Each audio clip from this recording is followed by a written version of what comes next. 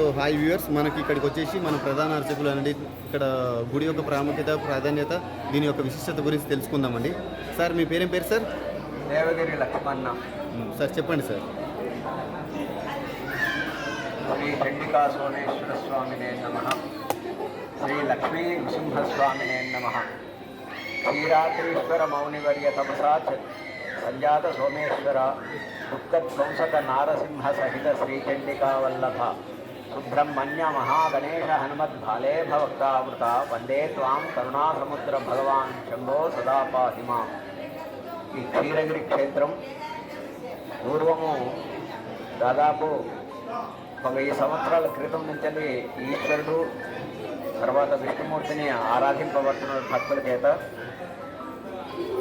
సుమారు కొంతకాల క్రితం వరకు కూడా ఈ గిరి నుంచి తెల్లటి పాల ధార లెక్క నీటి ధార వచ్చేది. దానికి క్షీరగిరి అనేటువంటి నామం ఉండేది. ఆ తర్వాత కొంతకాలానికి అది పాలకుడికిగా మారిపోయింది. ప్రస్తుతం పాలకుర్తిగా రూపాంతరం చెందింది. ఇక్కడ ఈశ్వరుడు ప్రధాన దేవాలయంగా ఇక్కడ ఈశ్వరుడు కొలువై తీరి ఉన్నాడు. ఈశ్వరుడు సోమనాథ మహాకవి కూడా వాళ్ళ యొక్క తల్లిదండ్రులకు సంతానం లేక స్వామివారిని ఆరాధించగా వాళ్ళు స్వామివారిని కృప వల్ల ఒక కుమారుని కంటారు. ఆయనకు సోమేశ్వర స్వామి పేరు కలిసే విధంగా పేరు పెట్టుకుంటారు, సోమనాథుడు అని. ఆయన బాల్యం నుంచే శివభక్తితోని స్వామివారి మీద సోమనాథాస్తవాలు, పండితారాజ్య చరిత్ర, బసవ పురాణం ఇలాంటి గ్రంథాలు రాసి జాతికి అంకితం ఇచ్చాడు. ఆయన సహజ కవి, విప్లవ కవి కూడా అని అంటారు.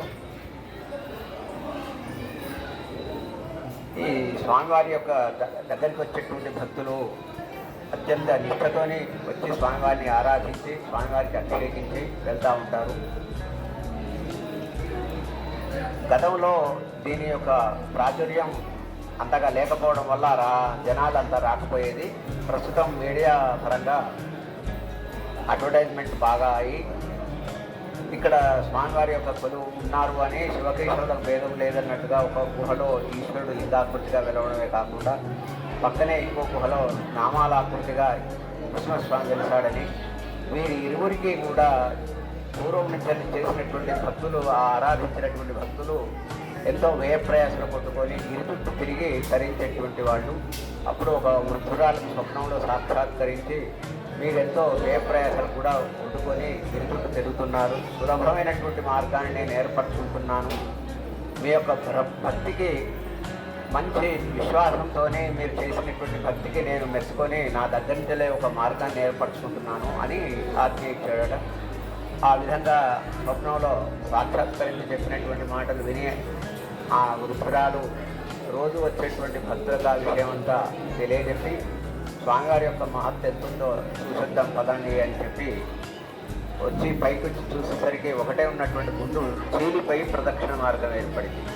అంటే ధర్మబద్ధమైనటువంటి కోరికలు ఏది కోరుకున్నా కూడా నెరవేరుస్తాడు అనేటువంటి దానికి తార్కాణంగా అంతటి మహత్కార్యాన్ని సులభతరం చేసినటువంటి మహానుభావుడు ఈశ్వరుడు.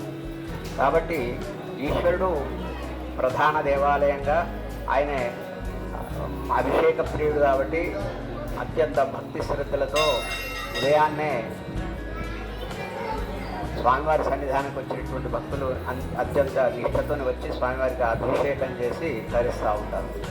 ఇక్కడ అభిషేకం ఉదయం 6 గంటల నుంచి 12 గంటల వరకు అభిషేకాలు అవుతాయి. ఆ తర్వాత స్వామివారి యొక్క అష్టోత్తరాలు, నృసింహస్వామి అష్టోత్తరం ఇలాంటి కార్యక్రమాలు నిర్వహిస్తూ ఉంటాం. తర్వాత అన్న పూజలు కట్టడం కానీ, స్వామివారికి కోడెలు చెల్లించుకోవడం కానీ, గుట్టు వెంట్రుకలు తీయటం కానీ ఇలాంటి కార్యక్రమాలు రోజు కూడా ఉంటాయి. ఉదయం 6 గంటల నుంచి 1 గంట వరకు స్వామివారికి గుడి వేళలు, ఆ తర్వాత కవాట బంధనం, మహానైవేద్యం తర్వాత కవాట బంధనం అవుతుంది. ఆ తర్వాత మళ్ళీ తిరిగి 4 గంటల నుంచి సాయంత్రం 7 గంటల వరకు కూడా ఓపెన్ ఉంటుంది గుడి. వచ్చేటువంటి భక్తులంతా కూడా ఆ విధంగా ఆ టైం చూసుకొని రావడం మంచిది. చెప్పండి. ఇక్కడ ప్రత్యేకమైనటువంటి పూజలు శ్రావణ మాసంలో ఆఖరి 5 రోజులు ద్వాదశి నుంచి అమావాస్య వరకు స్వామివారికి ఎంతో ప్రీతికరమైనటువంటిది లక్ష బిల్వార్చన, అమ్మవారికి లక్ష కుంకుమార్చన, నృసింహస్వామికి తులసి అర్చన, ఇలాంటి కార్యక్రమాలు ఈ 5 రోజుల్లో 5 రోజుల దీక్షతోని ఇంకా కొంతమంది విద్వేషులను తీసుకొని ఈ కార్యక్రమాన్ని నిర్వహిస్తాం. తర్వాత కార్తీక మాసం శివకేశవులకు ఇరువురికి కూడా ప్రీతికరమైనటువంటి మాసం కాబట్టి ప్రతిరోజు కూడా అత్యధిక జనాలు స్వామివారి సన్నిధానానికి వచ్చేసి అభిషేకాలు అర్చనలు నిర్వహించుకుంటూ వెళ్తూ ఉంటారు. ఇక్కడ వార్షిక బ్రహ్మోత్సవాలు మాఘమాసంలో మహాశివరాత్రికి సందర్భంగా 5 రోజుల కార్యక్రమం నిర్వహిస్తాము.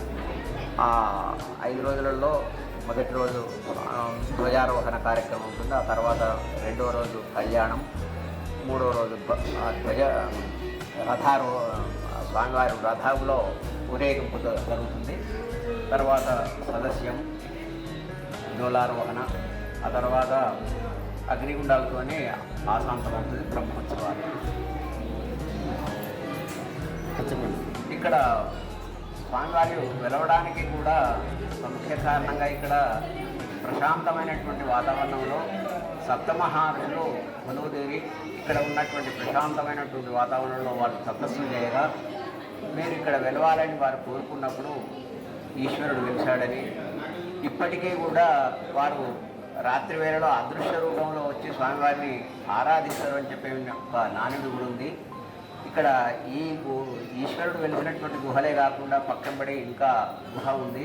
అక్కడి నుంచి మనకు రాత్రి వేళలో నిశ్శబ్దంగా ఉన్నటువంటి సమయంలో ఓంకారనాదం వినబడుతుంది. కాబట్టి ఇప్పటికీ కూడా ఆ ఋషులు అదృశ్య రూపంలో వచ్చి స్వామివారికి ఆరాధించి వెళ్తామని ప్రతీతి. ఇక్కడ 3 కవుల యొక్క నిలయం ఇది. పక్కనే 3 కిలోమీటర్ల దూరంలో ఉన్నటువంటి బొమ్మెర పోతనా మహాత్ముని యొక్క స్వగ్రామం. ఈ క్షీరగిరికి సోమనాథుని యొక్క అవి ఇక్కడ జన్మించినటువంటి వాడు. ఆ తర్వాత ఒక 6 కిలోమీటర్ల దూరంలో ఉన్నటువంటిది వలిమిడి గ్రామము. అక్కడ వాల్మీకాపురం అని ఒక పేరు ఉంది. అక్కడ వలిమిడిలో వాల్మీకి మహర్షి రామాయణం రాశాడని చెప్పి ప్రతీతి. అయితే ఇక్కడ ఉన్నటువంటి జ్ఞాన సంపదకు కూడా ఎంతో ప్రాచుర్యం ఉంది. ఇక్కడికి వచ్చేటువంటి భక్తులు కూడా అందరూ కూడా మంచి విద్యావంతులు, జ్ఞానవంతులు అవుతారని ప్రతీతి. ఆ తర్వాత మనం ఇంట్లో ఏ శుభ కార్యక్రమాలు చేసుకున్నా కూడా ప్రతి వాళ్ళు కూడా మన దగ్గరలో ఉన్నటువంటి ఈ క్షేత్రం అనే కాదు, ఇంకా ఏదైనా కూడా మా చిన్నప్పటి నుంచే మనం పిల్లలకు మంచి అలవాట్లు అలవరిస్తే వాళ్ళంతా వచ్చేసి స్వామివారి సన్నిధానానికి వచ్చి అయ్యో మన సంస్కృతి ఇది, మన భక్తి ఇది, మన దేవుడు ఇతను అనే విధంగా పిల్లలకు బోధిస్తే మంచిది. ఆ తర్వాత ఏ కార్యక్రమైనా బర్త్డేలు కానీ, మ్యారేజ్ డేలు కానీ, ఇంకా ఏదైనా గృహప్రవేశాలు కానీ, ఏదైనా శుభకార్యం వ్రతాలు కానీ, మన ఇంట్లో కార్యక్రమాలు చుట్టుపక్కల ఉన్నటువంటి వాళ్ళంతా కూడా ఈ కార్యక్రమాలు చేసుకున్నప్పుడు దాంతోపాటు కూడా గుళ్ళోకి వచ్చేసి మన బాధ్యతగా మన యొక్క హిందూ ధర్మాన్ని పెంపొందించాలని, ఆ స్వామివారి యొక్క ఆశీస్సులు పొందాలని భగవంతుని కోరుకుంటున్నాం.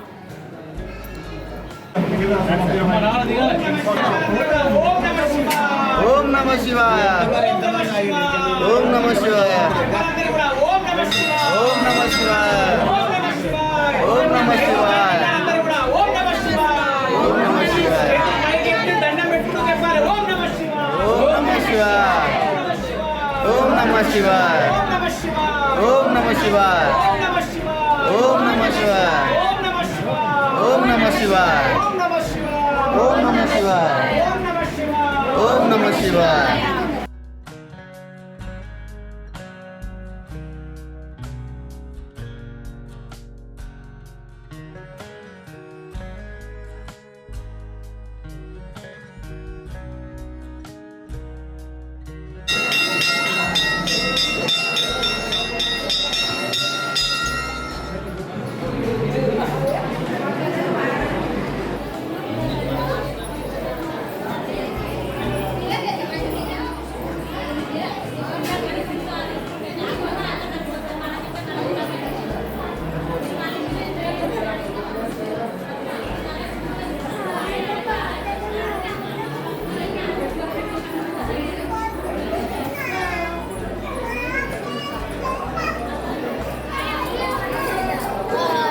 ఏం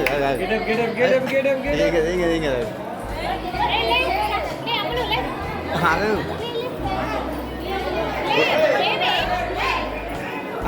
వన్ సెకండ్.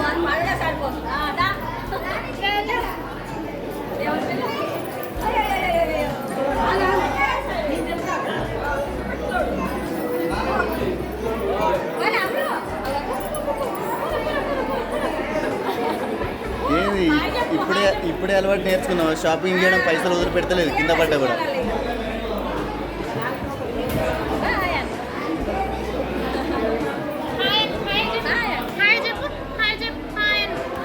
బాయ్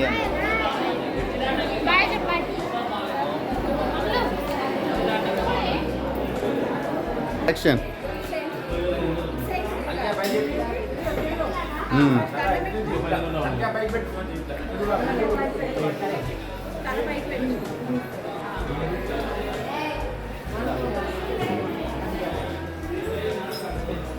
దూరం దూరం.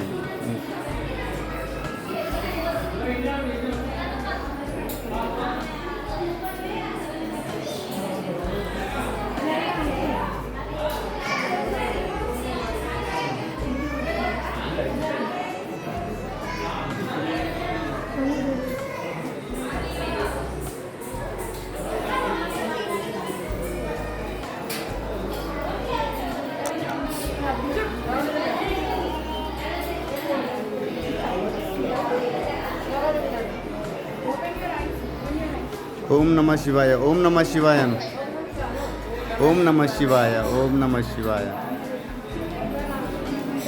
ఓం నమ శివాయ, ఓం నమ శివాయ, ఓం నమ శివాయ, ఓం నమ శివాయ. Okay done. Then you will to do pray. చెవులో చెప్పేయి. అటు చెప్పు చెప్పు, చెవులో చెప్పు. దగ్గరికి వెళ్ళు, ఇంకా దగ్గరికి వెళ్ళు. కాలా మెల్లిగా.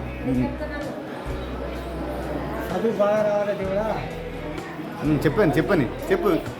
మళ్ళీ ఒకసారి 2-3 సార్లు అయిపోవాలి చెవుల్ని. చెవు కాడికి వెళ్ళు. నోరు కూడా చెవు కాడికి వెళ్ళాలి.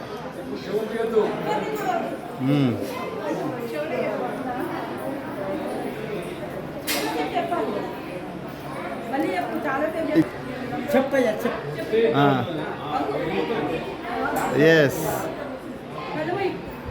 ఏం కాదు.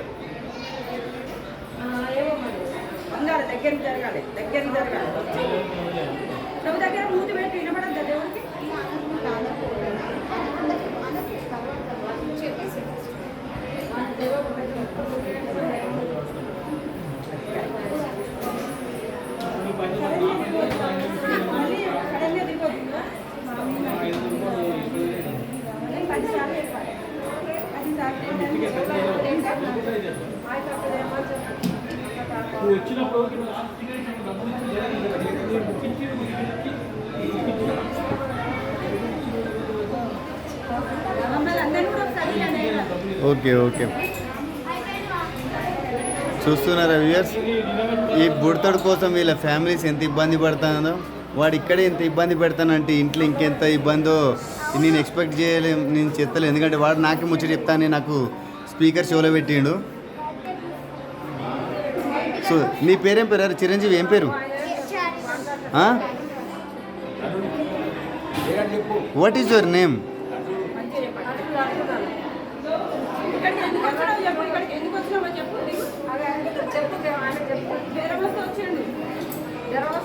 ఈ జ్వరం వచ్చినా ఇట్లున్నాడంటే, జ్వరం లేకపోతే ఇంకెట్లుంటాడో అర్థమవుతలేదు.